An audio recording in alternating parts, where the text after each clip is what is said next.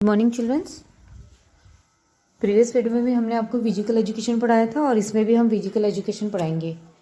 हमने आपको lesson number 7 start किया था, संतुलित आहार के विषय में पढ़ाया था कि मनुष्य जो आहार ग्रहण करते हैं वो संतुलित होना चाहिए। और संतुलित आहार किसे कहते हैं? जिसमें कार्बोहाइड्रेट, वसा, प्रोटीन, खनिज, लवण व विटामिन की मात्रा उपस्थित हो। तो ऐसे भोजन को हम क्या कहेंगे? संतुलित भोजन।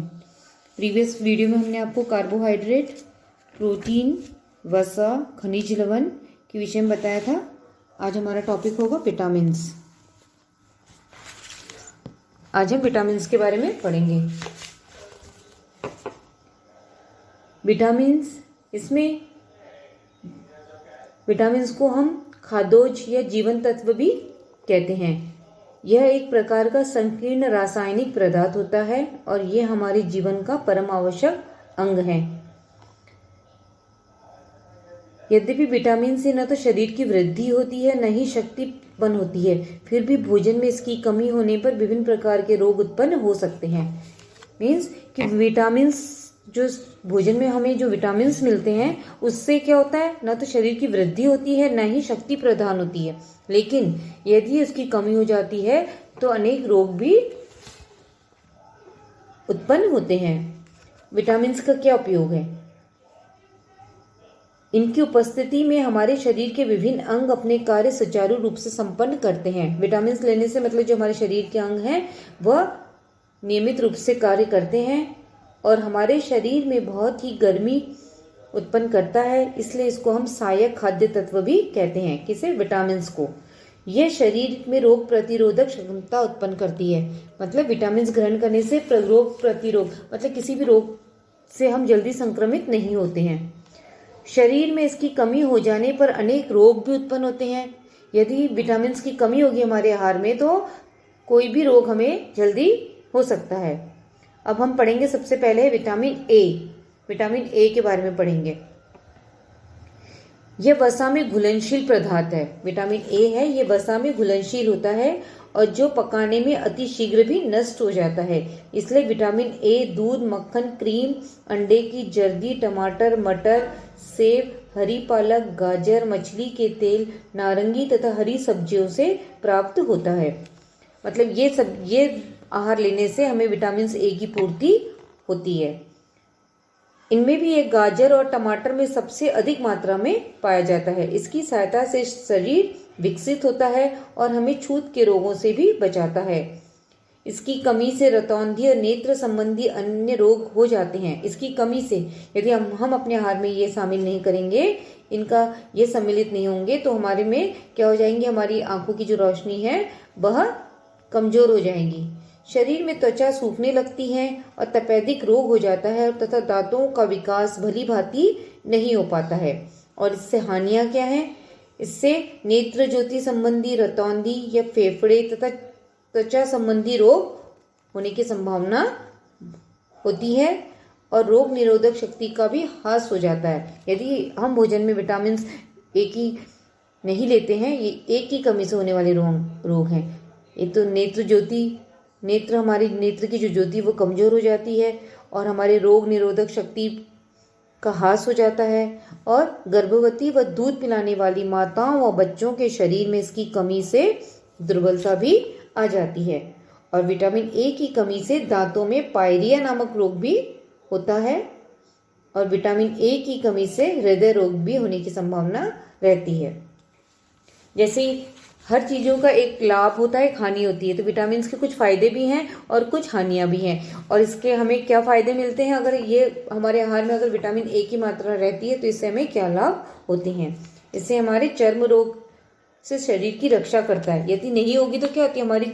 हमारी जो त्वचा है वो सूख जाती है, लेकिन यदि विटामिन ए उपस्थित है तो हमारे चर्म रोग से शरीर की रक्षा करता है। पाचन को ठीक रखना व नेत्र की ज्योति को बढ़ाता है और कैल्शियम व फास्फोरस के शोषण में सहायता प्रदान करता है। यह है इसके लाभ, विटामिन ए के लाभ। और इसके साथ ही ये रोगों को निरोध की क्षमता देता है और विटामिन रोगों का नाश करता है और इस विटामिन से त्वचा चिकनी और मुलायम होती है। आपको समझ में आ गया होगा कि विटामिन ए की कमी से क्या हानियां होती हैं और क्या लाभ होता है। अब हमारा उसके बाद हम पढ़ेंगे विटामिन बी। विटामिन बी, इस वर्ग में भी अनेक विटामिन होते हैं, इसलिए इसकी विटामिन बी कॉम्प्लेक्स भी कहते हैं। इसके निम्नलिखित प्रकार भी प्रमुख होते हैं। विटामिन को भी उन्होंने बहुत भागों में वर्गीकृत किया गया है, जैसे vitamin B1, vitamin B2, vitamin B12। ठीक है, पहला है विटामिन B1। यह विटामिन हमें किस में मिलता है? अंडा, मांस, सेब, मटर, आलू, फल तथा अनाज आदि में पाया जाता है और शरीर में इसकी कमी से बेरी का रोग हो जाता है। यदि हमारे आहार में नहीं होगा तो क्या होगा? हमें बेरी रोग हो सकता है। और विटामिन B2 है, इसको राइबोफ्लेविन भी कहते हैं और ये विटामिन दूध, अंडा, हरी सब्जियां तथा खमीर आदि में पाया जाता है। शरीर में इसकी कमी से आंखों में सूजन आ जाती है और होंठ फटने लगते हैं और जीभ पर दाने भी निकल आते हैं। यदि हम दूध नहीं पीते हैं, अंडा, हरी सब्जियों का हमारे आहार में सेवन नहीं होगा, हम अगर अपने आहार में सम्मिलित नहीं करेंगे तो इससे क्या होगा? हमारे आंखों में सूजन आ जाती है, होंठ भी फटने लगते हैं और जीभ में दाने निकल आते हैं, जिससे हमें कोई भी पदार्थ खाने में परेशानी होती है। और अब है विटामिन B12। इसे निकोटिनिक अम्ल भी कहते हैं और ये विटामिन मांस, मछली, अंडा तथा दूध, खमीर में पाया जाता है। इसकी कमी होने पर हमारे शरीर की त्वचा पर दाने पड़ जाते हैं तथा पाचन तंत्रिका सुचारू रूप से कार्य नहीं कर पाती हैं। अब हम पढ़ेंगे इसके फायदे क्या होते हैं। नुकसान तो आपने देख लिया।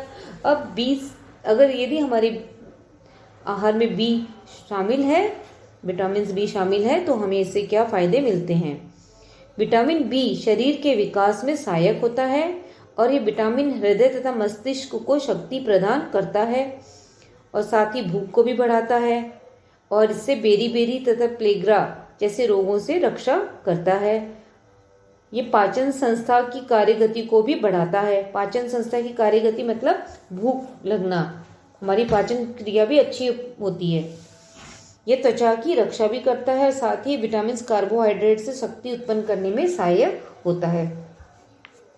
और साथ ही इससे होने वाली हानियां, विटामिन बी के कमी से हमें क्या होते हैं? त्वचा पर धब्बे पड़ जाते हैं और बी की कमी से बेरी नामक रोग हो जाता है और साथ ही बी की कमी से भूख नहीं लगती है और पाचन शक्ति बिगड़ जाती है ना। जब भूख ही नहीं लगेगी तो हमारी पाचन शक्ति क्या हो जाएगी?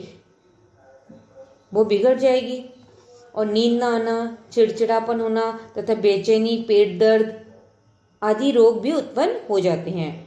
और बी की कमी से, साथ ही बी की कमी से एनीमिया नामक रोग होता है और इसकी कमी से शरीर में खून की कमी हो जाती है और जिससे शरीर में सूजन भी आ जाती है। अब है vitamin C. Vitamin A, vitamin B हमने पढ़ लिया। अब हम पढ़ेंगे विटामिन सी। और विटामिन सी को कहते हैं एस्कोकार्बिक अम्ल भी कहा जाता है, जिसे हमें ताजे फल, हरी सब्जियां हैं, आलू, प्याज, आंवला, गाजर, संतरा, चुकंदर, नींबू तथा मौसमी आदि में प्रचुर मात्रा में पाया जाता है। मतलब ज्यादातर ये विटामिन सी हमें किसमें मिलता है? खट्टी चीजों में, है ना। जैसे खट्टी चीजें होती हैं, संतरा है, नींबू है, मौसम्बी है, आंवला है और साथ ही गाजर, हरी सब्जियों में भी ये पाया जाता है। आंवले में इसकी सर्वाधिक मात्रा विद्यमान रहती है और यह हमें सभी प्रकार के चर्म रोगों से सुरक्षित रखता है और इसकी कमी से हमें स्कर्वी रोग हो सकता है ना। बी से हमने पढ़ा बेरी और सी से स्कर्वी रोग भी हो सकता है, जिसके कारण मसूड़ों से खून आने लगता है। और विटामिन सी से हमें क्या फायदे मिलते हैं? ये नेत्रों की दृष्टि से तेज बनाने में सहायक होता है और ये गले को निरोग बनाता है और साथ ही दांतों तथा मसूड़ों की रक्षा करने के लिए भी उपयोगी होता है और घावों को भरने तथा टूटी हड्डियों को जोड़ने में यह क्या करता है? हमें मदद करता है। विटामिन सी की कमी से उत्पन्न हानियां, साथ ही इसमें से हमें कौन कौन सी हानियां हो सकती हैं? विटामिन सी की कमी से त्वचा पर लाल लाल चकत्ते पड़ जाते हैं और इसकी कमी से दांतों तथा मसूड़ों में रक्त आने लगता है तथा अस्थियों की वृद्धि भी रुक जाती है और इसकी कमी से शरीर में स्कर्वी नामक रोग होता है। अब हम पढ़ेंगे vitamin D. A B C पढ़ लिया, अब विटामिन डी। विटामिन डी शरीर की रक्षा के लिए विटामिन डी अत्यंत महत्वपूर्ण है और इसको रासायनिक नाम भी कैल्सीफेरॉल है।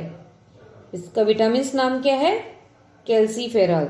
सूर्य की अल्ट्रावायलेट किरणों के माध्यम से शरीर में विटामिन डी का निर्माण होता है और विटामिन डी को प्राप्त करने के साधन है। विटामिन डी हमें सूर्य की किरणों, दूध, अंडा, मछली का तेल और सूखे मेवों से प्राप्त होता है। और इससे लाभ क्या है? इससे लाभ है बालक बालिकाओं के अतिरिक्त विकास में विटामिन डी भरपूर सहायता करता है और साथ ही शरीर की हड्डियों को बहुत मजबूत बनाता है। गर्भवती स्त्रियों के लिए बहुत लाभकारी भी है ये विटामिन डी और गर्भस्थ शिशु के शारीरिक विकास में यह सहायक होता है। विटामिन डी कैल्शियम तथा फास्फोरस तत्वों का संतुलन शरीर में बनाकर रखता है और इसकी प्राप्ति के लिए मनुष्य को कोई प्रयत्न नहीं करना पड़ता है, वरन ये धूप के सेवन में भी स्वयं प्राप्त हो जाता है। सभी को पता है कि विटामिन डी हमें सूर्य की गर्माहट से भी प्राप्त होती है। विटामिन डी की कमी से हमें क्या हानियां होती हैं? अगर हमारे आहार में विटामिन डी की अगर कमी हो जाती है तो हमें निम्नलिखित हानियां होती है, जैसे हड्डियां व दांत हमारे कमजोर हो जाते हैं और बच्चों को सूखा रोग हो जाता है और स्त्रियों को उसकी कमी से मृदलास्थि रोग होने की संभावना भी रहती है और साथ ही ये कमर, जांघों व रीढ़ की हड्डी में दर्द करता है। सर्दी, खांसी, निमोनिया, स्वभाव में चिड़चिड़ापन आदि विटामिन डी की कमी से ही होते हैं और साथ ही ये कैल्शियम, फास्फोरस बिना शरीर में अवशोषित हुए हैं और होते ही शरीर से बाहर निकल जाते हैं। मतलब जहां हमें किसी चीज से हमें फायदा मिलता है तो वहां उसका नुकसान भी होता ही है। क्लियर हो गया? अब हम विटामिन ई है उसके अगला टॉपिक, वो हम आपको अगले वीडियो में एक्सप्लेन करेंगे। क्लियर? जितने विटामिन हमने पढ़ाए वो सभी आपको लर्न करने हैं और इस बार एनुअल एग्जाम में इसका रिटन टेस्ट भी होगा, सभी को पता ही है। शेड्यूल्स, एनुअल एग्जाम का जो शेड्यूल है वो आप लोगों तक पहुंच गया है और सभी को अपनी पढ़ाई में अब मेंटली तैयार होना है। तैयार हो जाइए कि अभी आप लोगों को एनुअल एग्जाम की तैयारी करनी है, उसी के अकॉर्डिंग आपकी मार्किंग होगी। क्लियर?